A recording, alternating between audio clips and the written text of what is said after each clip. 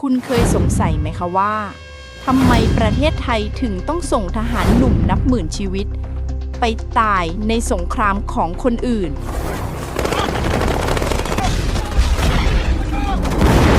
คำถามนี้คือบาดแผลในใจของใครหลายคนแต่แทนที่จะถูกจดจำในฐานะผู้เสียสละที่ไร้ความหมายทหารกลุ่มนี้กลับสร้างตำนานที่ทำให้แม้แต่ศัตรูยังต้องยอมสยบพวกเขาคือกองพันงูเห่าและนี่คือเรื่องจริงของวีรบุรุษไทยที่โลกต้องจารึกทหารเสือพรานสวัสดีค่ะยินดีต้อนรับเข้าสู่ช่องสาระแน่ช่องที่จะพาคุณไปสาระแน่ทุกเรื่องที่มีสาระแบบสนุกน่าตื่นเต้นน่าติดตามกับแก้มใสคนเดิมค่ะเพื่อจะเข้าใจเรื่องราวของพวกเขาเราต้องย้อนกลับไปในยุคที่โลกถูกแบ่งเป็นสองขั้วยุคแห่งสงครามเย็นค่ะในตอนนั้นทฤษฎีที่น่ากลัวที่เรียกว่าทฤษฎีโดมิโนกำลังแพร่สะพัดไปทั่วพูดง่ายๆก็คือชาติตะวันตกเชื่อว่าถ้าเวียดนามใต้พ่ายแพ้และกลายเป็นคอมมิวนิสต์ประเทศเพื่อนบ้านอย่างลาวกัมพูชาและประเทศไทยก็จะล้มตามกันไปเป็นทอดๆเหมือนโดมิโนมหาอำนาจอย่างสหรัฐอเมริกากระโดดเข้าสู่สงครามนี้เต็มตัวแต่พวกเขาก็ได้เรียนรู้ความจริงอันโหดร้ายว่าในสมรภูมินี้อาวุธที่ทันสมัยที่สุดก็ไร้ความหมายเมื่อต้องเจอกับป่าดงดิบที่กลืนกินทุกสิ่งและศัตรูที่เหมือนพูดผีโผล่มาจากใต้ดินโจมตีแล้วก็หายวับไปกับตาอเมริกายักษ์ใหญ่ที่กำลังติดลมจึงหันมาขอความช่วยเหลือจากพันธมิตรและประเทศไทยในฐานะปราการด่านสุดท้ายที่จะหยุดโดมิโนตัวนั้นก็ไม่มีทางเลือกอื่นนอกจากต้องตอบรับคำขอนั้นค่ะแต่รัฐบาลไทยในตอนนั้นตัดสินใจเดินหมากที่ฉลาดและน่าสนใจมากค่ะแทนที่จะประกาศสงครามเต็มรูปแบบและเกณฑ์ทหารทั้งประเทศซึ่งอาจสร้างความแตกตื่นเราเลือกที่จะส่งกองกำลังอาสาสมัครไปแทนค่ะนี่คือจุดเปลี่ยนที่สำคัญที่สุดเพราะมันหมายถึงว่าชายหนุ่มทุกคนที่ก้าวเท้าขึ้นเครื่องบินไปเวียดนามไม่ได้ไปเพราะถูกบังคับแต่พวกเขาไปเพราะใจที่มันเรียกร้องไปด้วยความเชื่อว่าจะได้ปกป้องบ้านเกิดแม้จะต้องสู้ในแผ่นดินของคนอื่นก็ตามแต่นั่นก็ทำให้เกิดคำถามที่น่าทึ่งที่สุดขึ้นมาว่าแล้วกองกำลังที่เกิดจากหัวใจของเหล่านักรบผู้ไม่ยอมจำนนกลุ่มนี้จะเปลี่ยนกฎของเกมในสนามรบที่แม้แต่มหาอำนาจยังต้องคุกเข่าได้อย่างไรตามแก้มใสมาเลยค่ะ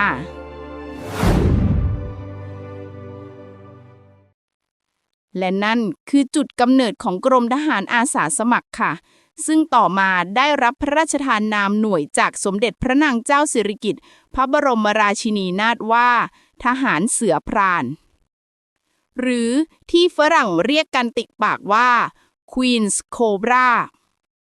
แต่แค่ใจมันไม่พอหรอกค่ะเพราะสิ่งที่รอพวกเขาอยู่คือนรกบนดินของจริง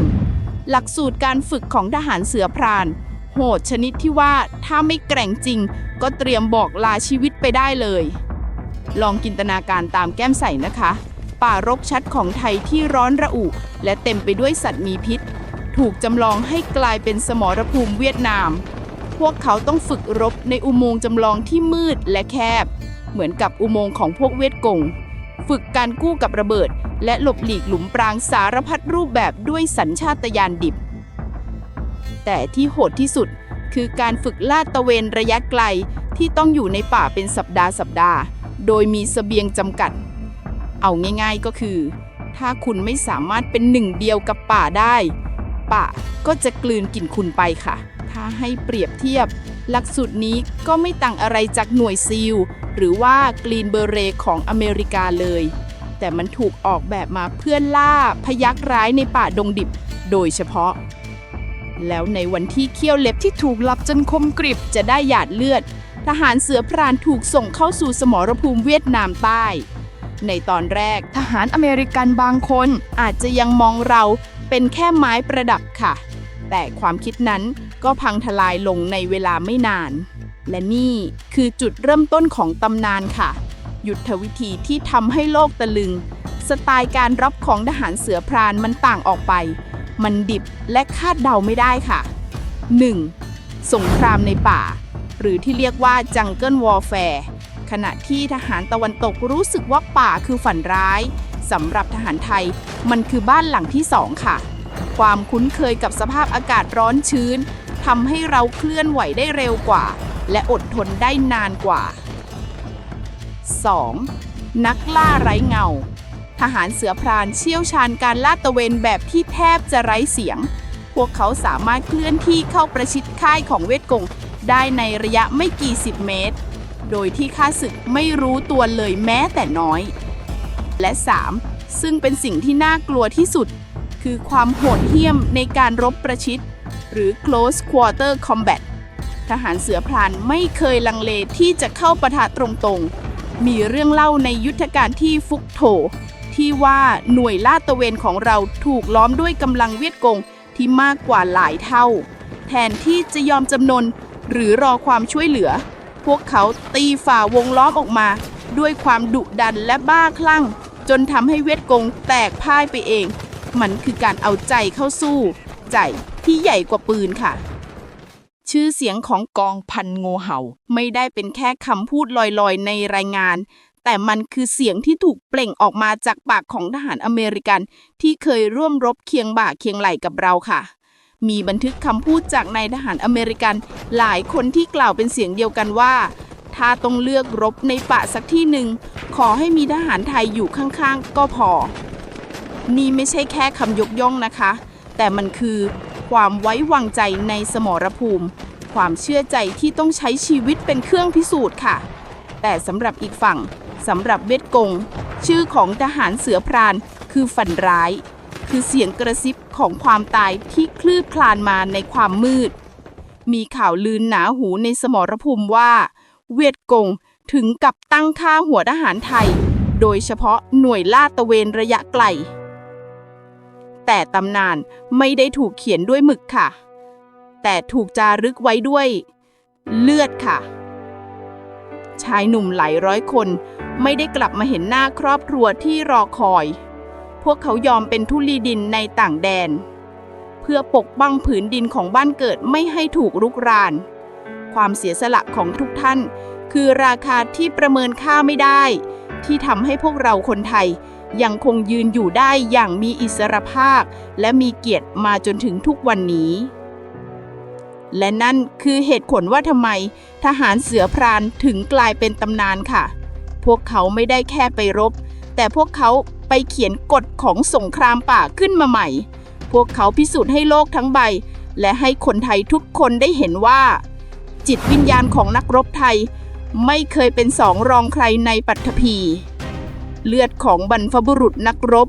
มันยังคงไหลเวียนอยู่ในกายเราไม่เคยจางหายไปไหนเลยวีรกรรมในสนามรบของพวกท่านคือสิ่งที่น่าจดจำแต่คำถามที่ใหญ่กว่านั้นก็คือเบื้องหลังหยาดเลือดและความเสียสละทั้งหมดนี้มีเกมการเมืองระดับโลกอะไรซ่อนอยู่ติดตามคำตอบได้ในตอนต่อไปค่ะปฏิบัติการลับเบื้องหลังบทบาทไทยในสงครามเวียดนามสำหรับเรื่องราวในวันนี้คุณคิดว่าการส่งทหารอาสาสมัครไปรบในสงครามของคนอื่นเป็นการตัดสินใจที่ถูกต้องหรือไม่คอมเมนต์บอกมุมมองของคุณหน่อยค่ะแก้มใสอยากอ่านความคิดเห็นของทุกคนเลยค่ะถ้าคุณคิดว่าเรื่องราวของวีรบุรุษกลุ่มนี้ไม่ควรถูกลืมช่วยกันแชร์คลิปนี้ออกไปให้คนไทยได้รู้เยอะๆนะคะและมีวีรกรรมของหน่วยไหนที่อยากให้แก้มใสเล่าอีกคอมเมนต์มาได้เลยค่ะท้ายที่สุดนี้ประวัติศาสตร์และวีรกรรมไทยอันยิ่งใหญ่ยังมีอีกมากที่รอการค้นพบอย่ารอช้ากดแชร์ให้เพื่อนได้รู้กดติดตามแก้มใสกับช่องสาระแน่ไว้แล้วเลือกชมเรื่องราวสุดเข้มข้นที่ขึ้นโชว์บนหน้าจอตอนนี้ได้เลยค่ะมาร่วมภาคภูมิใจในชาติไทยไปด้วยกันนะคะสำหรับวันนี้แก้มใสขอลาไปก่อนและพบกันใหม่ในคลิปต่อไปนะคะสวัสดีค่ะ